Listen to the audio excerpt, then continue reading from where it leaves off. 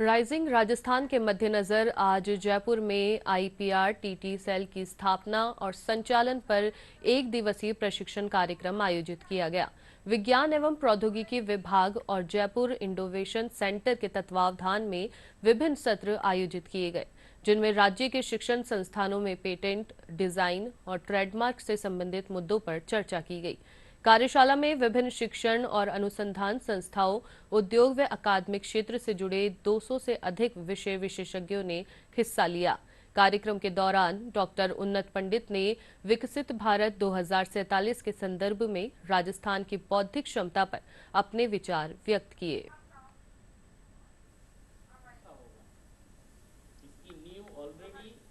राजस्थान की संस्कृति में हर गांव में कहीं न कहीं बौद्धिक संपदा है, चाहे उनके गानों में है, चाहे उनके पहनावे में है, चाहे उनके खान पान में है। जैसे यहाँ की केर सांगरी बहुत फेमस है।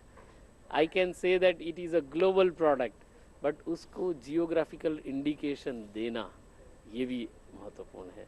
ऐसी अनगिनत चीज़ें हैं जहाँ राजस्थान के लोगों के, राजस्थान की संस्कृति के साथ जुड़ी हुई कई ऐसी प्रोडक्ट्स हैं, कई ऐसे सांस्कृतिक पहचान है, उसे बौद्धिक संपदा का अधिकार which is a community right, geographical indication देना अति आवश्यक है।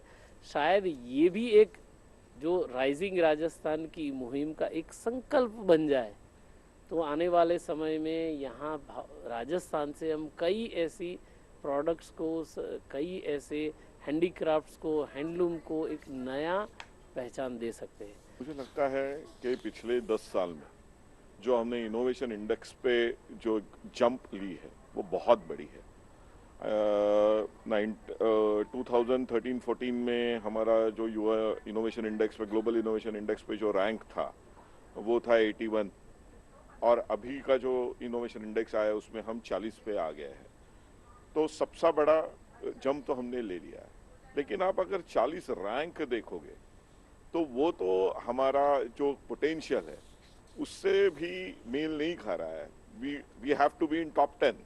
हमको टॉप 10 में होना चाहिए। अगर चाइना भी अभी देखोगे तो 10-12 रैंक पे वो चल रहा है। तो इनोवेशन इंडेक्स को हमें सर्टनली एक प्रावधान देना होगा, लेकिन उसमें हम और आगे कैसे तरक्की कर पाए, क्योंकि छोटे छोटे जो देश है, इस्टोनिया जैसे देश है, लातविया, म्यांमार, वो भी हमसे कम्पीट कर रहे हैं।